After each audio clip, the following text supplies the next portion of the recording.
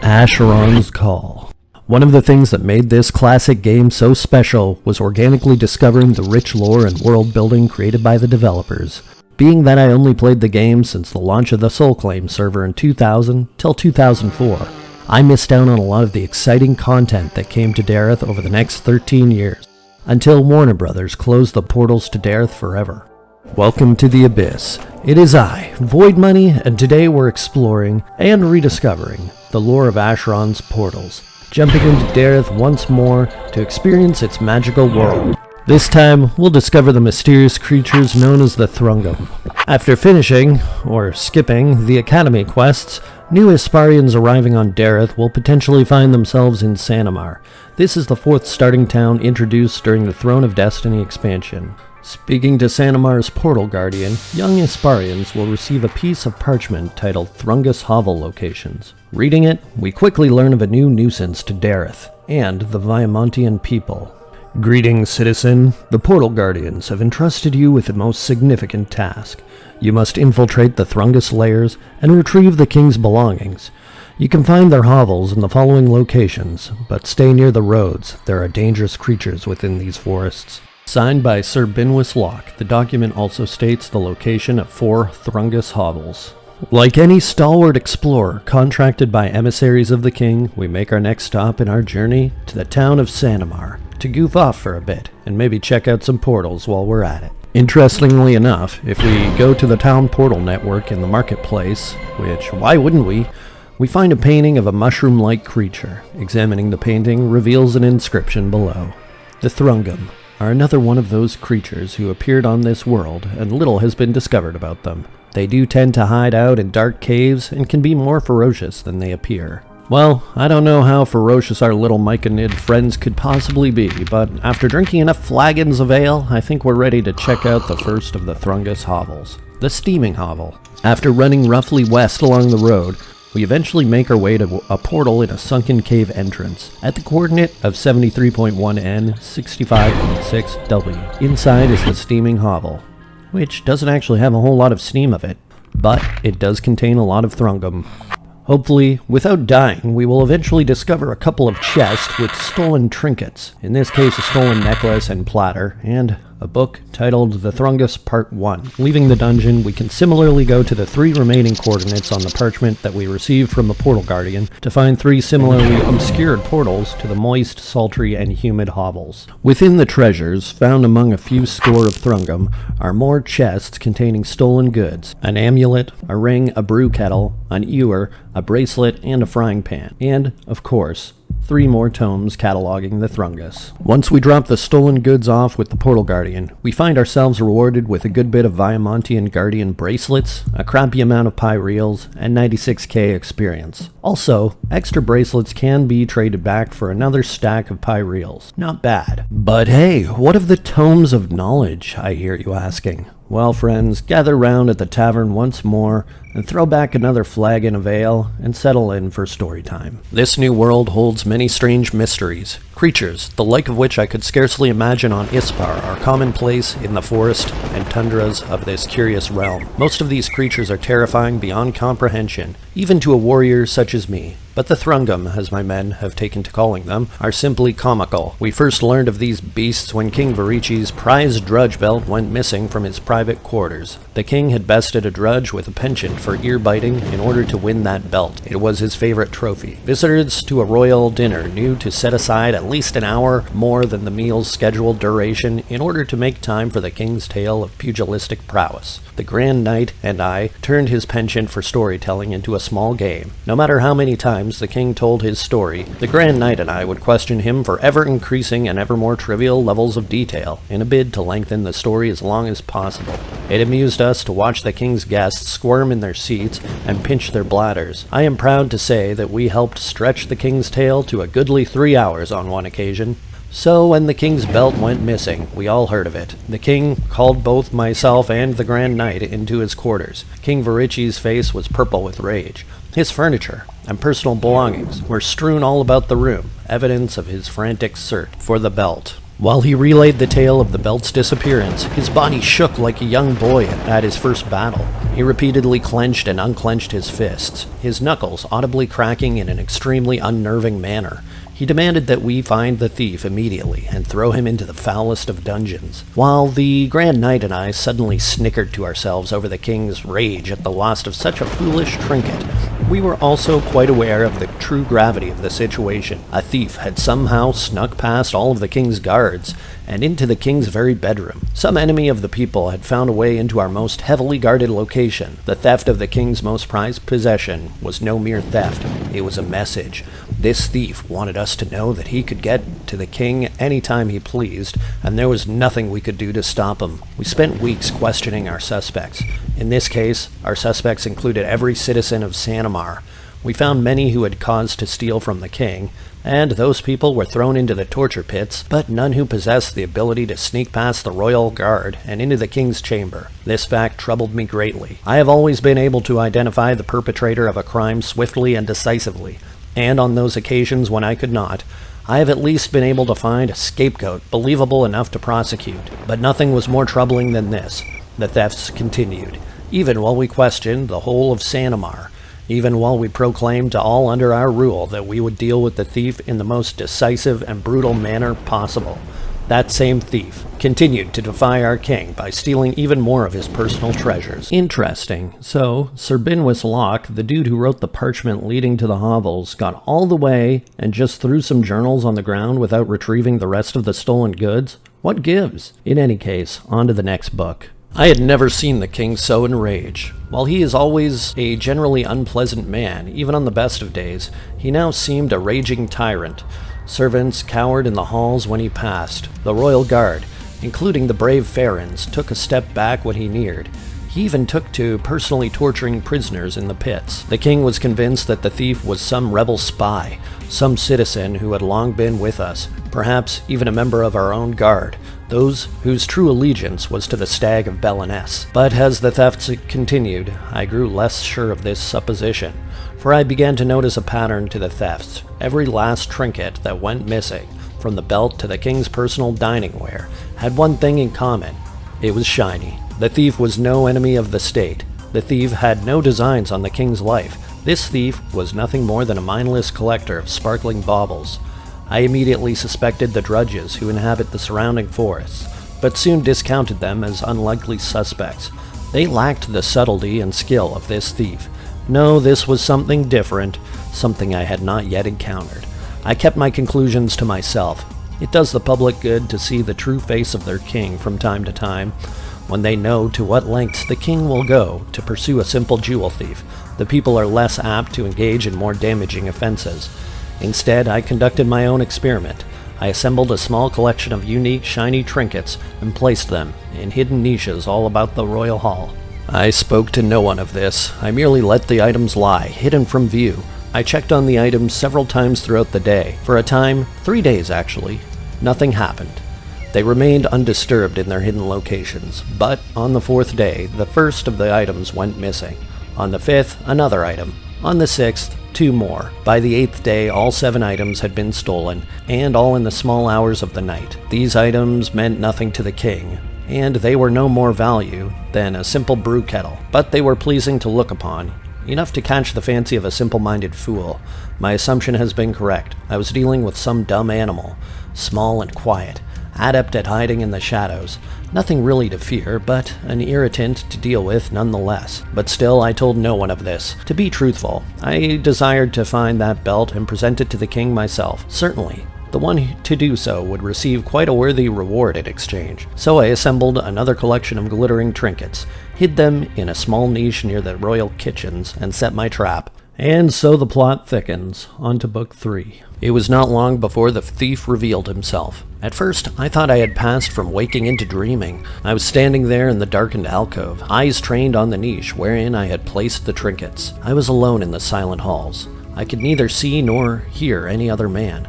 I waited for hours. Over time, I began to fear that my trap had been laid for naught. Perhaps I had been spotted. Perhaps the thief had finished his assault on the royal hall just as I had formulated my plan of capture. Or perhaps the lazy fiend had simply decided to take the night off. I despaired that the night would pass without incident until I noticed a shape in the gloom of the darkened hallways. It silhouetted, gradually separated from the darkness around it, as if it had been there all along, and my eyes were only now able to pick it out from its shadowy surroundings. Had it been here all along? Had I truly not seen this thing until now? I was shocked that I could miss such a thing. But more startling than that was the nature of the shape. It was a large mushroom, seemingly planted in the stone floor of the royal hall. A mushroom half as tall as a man. Several questions crossed my mind, the first of which being, how does a mushroom grow from stone? But before I had much time to ponder these questions, I witnessed a most miraculous sight, and this sight is what caused me to question my sanity that night. The mushroom moved. It bent its head toward the ground and swiveled about, as if surveying its surroundings. Then, seemingly satisfied that it was not being watched, it took a step forward. I had thought that I was looking at a large mushroom cat sitting atop a lone stalk, but as it began to walk, I noticed that what I had thought to be a lone stalk was in fact a pair of legs that had simply been held close together. The creature creeped toward the niche and rounded up the sparkling items. It looked around once more to make sure it was not being watched. This time, I caught a faint glimpse of two small dark eyes on the cap of the giant fungus. Then, it did something wholly unexpected.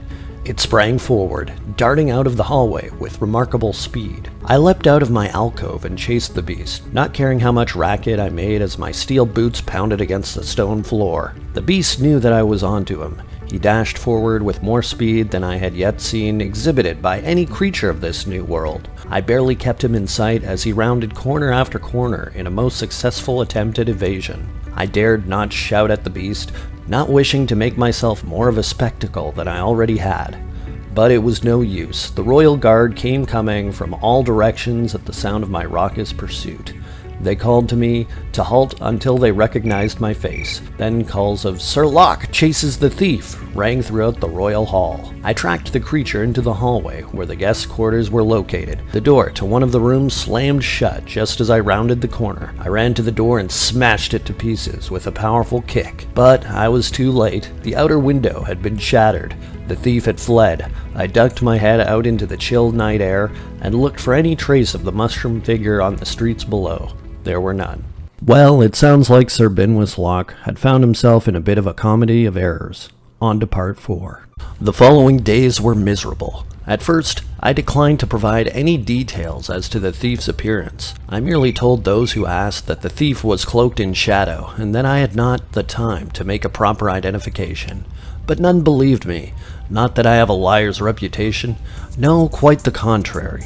The reason they did not believe me is because my reputation is that of a man who always nets his quarry. I have lost neither duel nor battle in all my years as a knight of Viamont. When I set out to catch a man, I do not stop until that man is either locked up in the deepest pits of the king's dungeon, or safely pinned beneath the tip of my lance. So it was quite inconceivable that I should fail to catch even a glimpse of this thief. Unfortunately, I made the mistake of trusting General Korchima with the true story of that night. He and I have seen many strange things in our time together in this world. I thought that surely he would believe me. However, such was not the case. It was only a matter of hours before I grew wise to the whispers and snickers of the guards and townspeople as I walked past.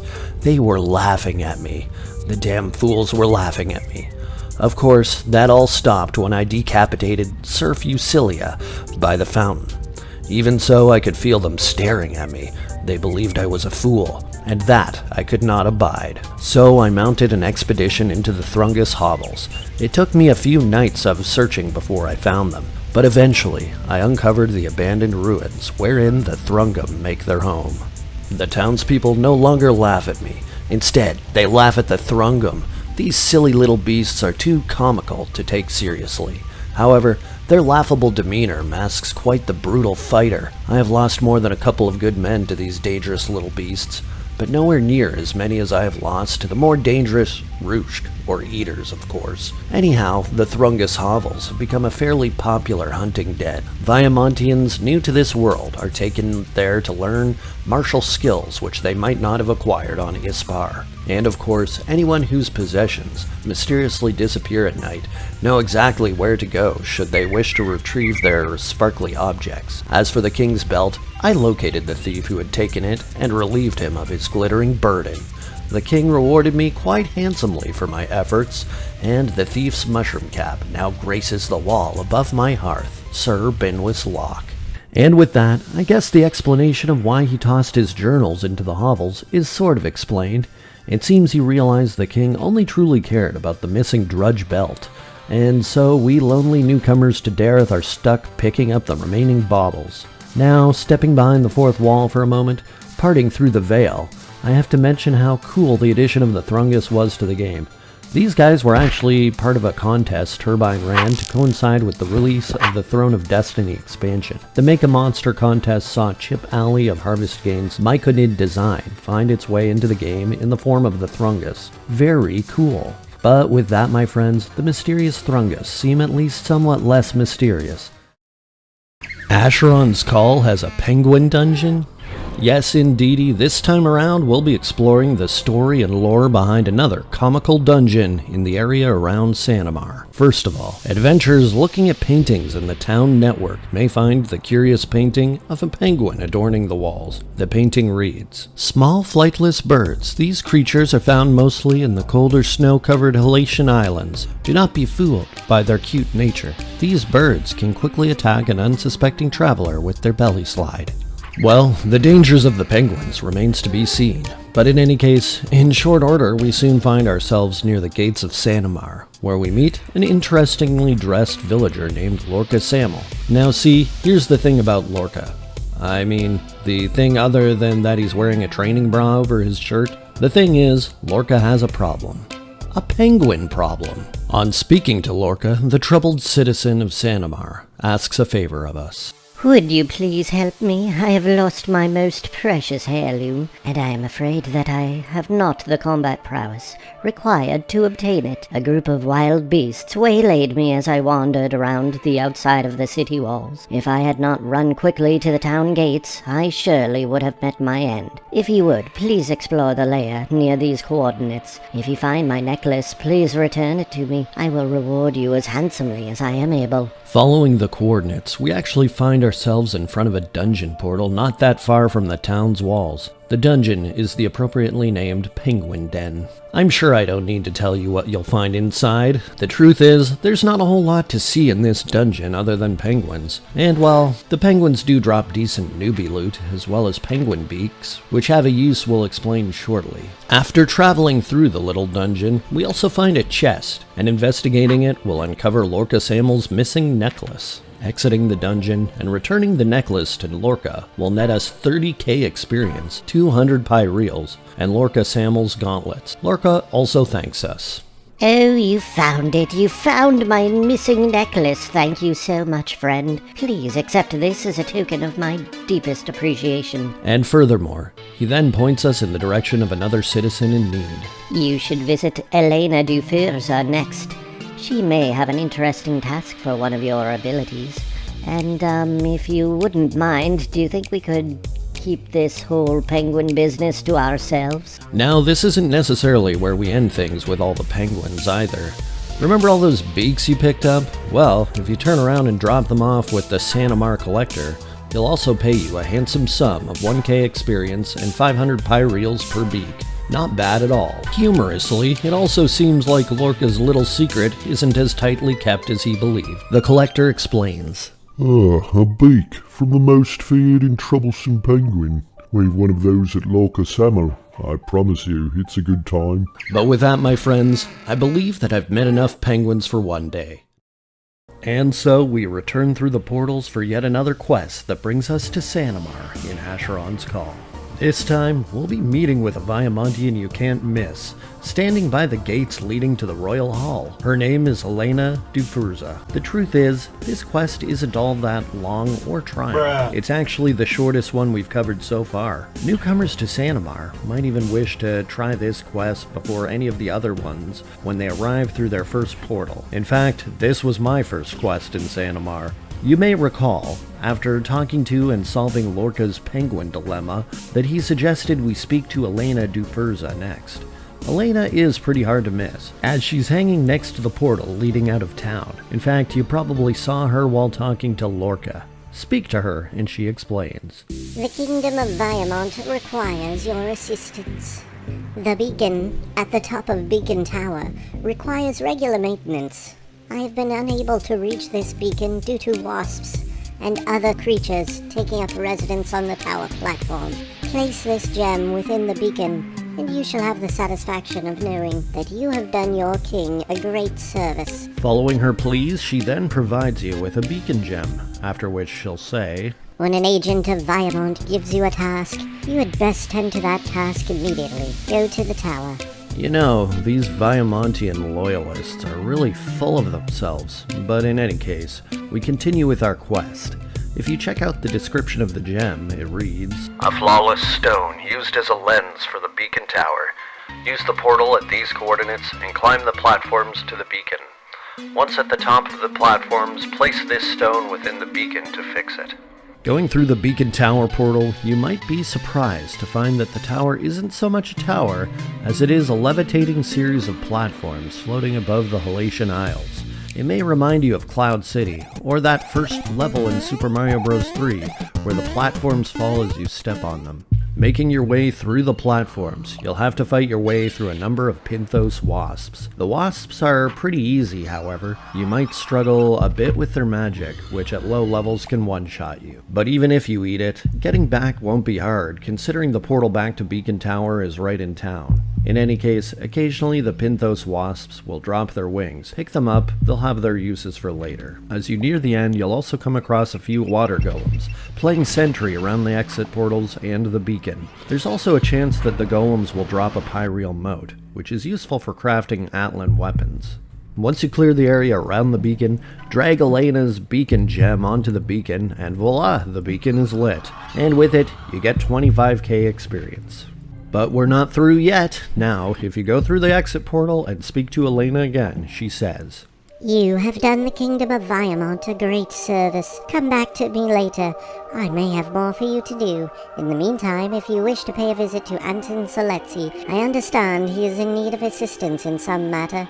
You may also wish to speak to the barkeeper, Gene Vaden. He sells rumors you may find of interest. Along with her words, she'll give you a paltry 1,000 pyreals and 3 adept healing kits. Now, hopefully you haven't forgotten about those blue Pinthos wasp wings, because if you've acquired a halfway decent stack, it might make the quest a little more worth your while in the pyreals department. Walking over to the collector, just across the courtyard from where Elena rewarded you, is a collector who will take the wasp wings off your hands and repay you the same amount of pyreals as Elena just gave you for the whole quest, and he'll also give you 1,500 experience for each wing. Now that's what I'm talking about.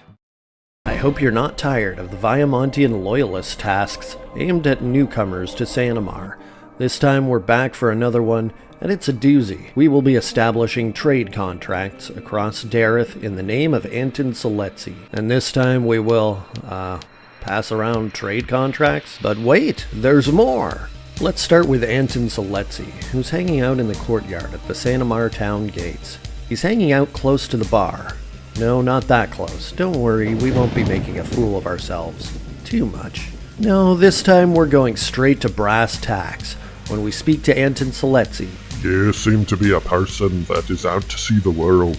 Perhaps you could do me a favor. I want to establish a trade network between Hultberg, Yarrick, and Sushi. To do that, I need a brave and courageous soul, such as yourself, to make contact with the local merchants of those towns. Here, I prepared these letters inviting them to my trade network. At this point, Anton gives us a parchment called Trade Contracts, as well as 3 trade proposals.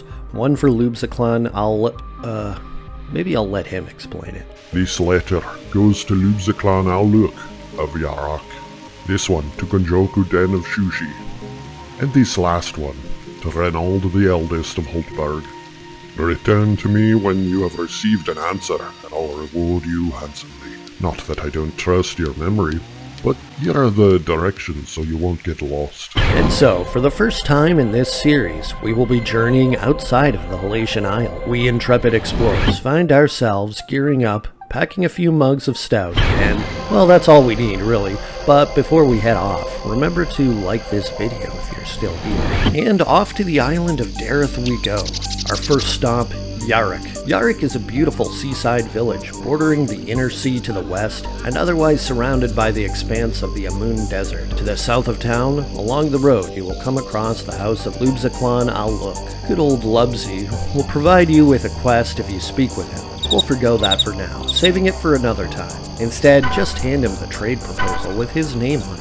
Bah, I've no time for this right now. Those pesky drudges have broken into my wine cellar and are drinking all my wine. Perhaps if you were to solve my problem, I'd reconsider signing a trade agreement with Anton. The drudges have taken over my wine cellar. In fact, no one even remembers it as Lubzaklan's cellar anymore. Those drudges have turned it into a right hovel. I'll tell you, you can find it just southeast of here. Bring back my Cove apple wine and we'll talk. And so, in order to even be considered for the trade proposal, we're gonna have to run Lubzi's little fetch quest. Following his rough directions, you'll pretty quickly see why the wine cellar became overrun. It's well into the Amun Desert, and beyond the ridge that separates civilized seaside beach town with lifeless expanse. Nevertheless, we have found the portal to the Drudge Hovel and make our way in, using the wine cellar key to open the first door. Luckily, it's a rather small dungeon. If you explore it, you'll eventually find a large pit with Lubzaklan's Cove apple wine and a chest with a glorious apple.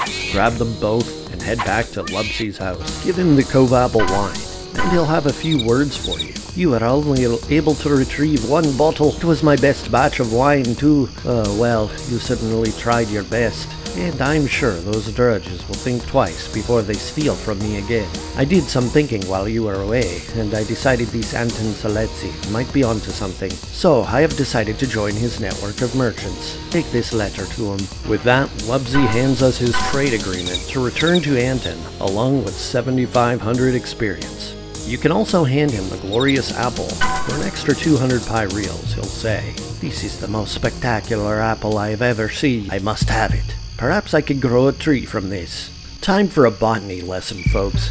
If you plant a good-tasting apple, the one thing you can be sure of is that the tree that grows from that apple will be nothing like the one you used to plant it. Seriously, I'm not even kidding. Anyway, to be honest, it's not really worth the 200 pyreals, and I'd rather keep it for its 50 stamina replenishment. Without any bonus experience, it just isn't really worth it. However, we're not out of the water yet. There are still 2 trade proposals to deliver. Our next stop will bring us to Holtberg to meet Reynold the Eldest. Holtberg is a nice, quaint alluvian town, situated on a hill beside the River Prosper. It's sort of in a liminal area between major geographic features of Dareth, neither in the Great Plains, woods, or mountains.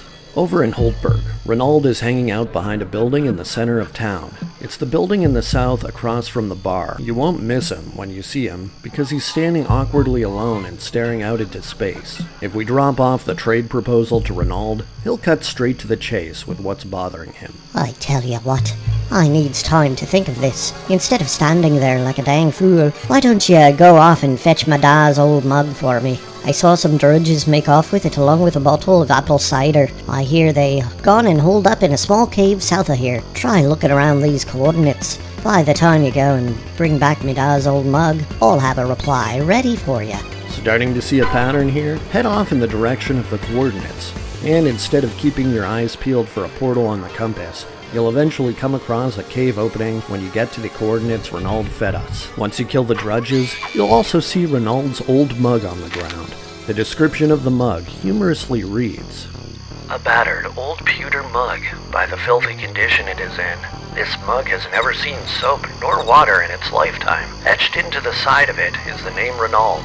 Return this mug to Renault the Eldest. I certainly hope he doesn't drink from this. In any case, after a short sprint back to town, we can drop off the mug with Renault, and he'll exclaim, Yeah, me dad's old mug, you found it. Right, the answer then. You can go and tell this Ursuin-spawned dog, Anton, that Renault the Eldest says, no, I'll not be trading with no accursed Viamontian scum. Why? Well, 'cause they're blue. You know, you'd think after coming to a distant, faraway land, unable to return to their homeland, and surrounded by so many creatures bent on their destruction, that the Asparians would be able to drop their petty squabbles and discriminations. Alluvians and Viamontians really don't get along, but you'd think the looming threat of Ulthoi on the mainland would be more concerning. In any case, he at least hands us a 15,000 Pyreal trade note, along with his trade refusal. Oh, and another 7,500 experience to boot. Before returning to Sanamar to give Anton the news, we have one more stop to make. This time, we will be heading to the show town of Shushi to meet with Gonjoku Den, the proprietor of Gonjoku's Goods. Shushi is a bustling walled town, and as a matter of fact, it was my main character's starting town back in 2000. You'll find Gonjoku outside of the walls on the west side of town. Continuing the pattern of the previous two meetings, slip him the last trade proposal. He'll predictably respond with another fetch quest. A most sound idea, but can this Anton be trusted with such responsibility and power? I cannot as yet test this Anton, but since he has seen fit to place his trust in you, I shall test you in his stead. Travel east until you reach the banks of the Great River. Then travel south until you find the entrance to a mossy cave. Go there and bring me a sample of the mossy herb that grows within. So tighten your bootlaces, and off to the mossy cave we go. If you follow his rough directions, you will come across the mossy cave portal at these coordinates. The cave is overrun with mossworts and rats. Not really the most hospitable sounding of dungeons, I know. Regardless, it's even shorter than the drudge hovel we went to earlier. And if you find yourself in the room with the exit portal, there is some mossy herb growing in the center of the room. Promptly leave, as there isn't anything else of worth in this dungeon. We can now return to Gonjoku to finish off this last fetch quest, dropping off the mossy herb to get a well-deserved prize. But first, Gonjoku Den says, Most excellent. You are a courageous and honorable person. This will reflect well on Anton Seletzi. Return to Anton Seletzi and give him this letter. I accept his trade proposal. And this for you. It is a potion I made from the moss you retrieved. May your journey be swift and safe. Farewell. And the reward for procuring Gonjoku Den's trade agreement is 7,500 experience and Gonjoku's mana infusion, which will cast Mana Giver if you drink it. Not bad, I guess. But now to drop off the responses to Anton Seletzi. We'll start by giving him the good news. Hand him Lubzy's trade agreement, and he'll respond simply with, It seems I am in your debt. and he rewards us with 7,500 experience. We then give him Gonjoku Den's trade agreement. Ah, good news indeed. Thank you for your help. Along with his thanks, we'll be rewarded with another 7,500 experience. Now for the bad news, we hand him Renault's refusal. What? That old fool? I can't prove it, but I'm sure this is somehow your fault. Now I'll have to think of a way to smooth things over. Despite the bad news, he'll give us another 7,500 experience and continue with his thanks for delivering all of the trade proposals. Thanks for all your help. Here's something that'll help carry all your stuff in your future travels. What? You are expecting more? I must be getting soft. Here's a little extra for your troubles. Oh, and if you're looking for something to do, you might talk to Seneschal Dalmore. I hear he's looking for more experienced adventurers. As promised, Anton rewards us with a trade note worth 25k and a pack. This quest ended up not being half bad. All in all, it netted us 45,000 experience of rewards and 40k in trade notes. Not to mention, if you picked up any drudge charms along the way, we can hand them in to the collector for another 1k experience and 200 pyreals. But with that, my friends, we must be off. There are only so many deeds one could do in the name of the Viamontians, and as such, we must take our rest. If you enjoyed this video, check out other AC lore videos from the playlist popping up on screen right now. Or if you find yourself wanting to jump into Dareth, click on the video link explaining how you can play Asheron's Call today. Also, liking and subscribing is extremely helpful, so please consider giving this video a thumbs up and this YouTuber a sub. Till the next time the portals call, my friend. thanks, and so long.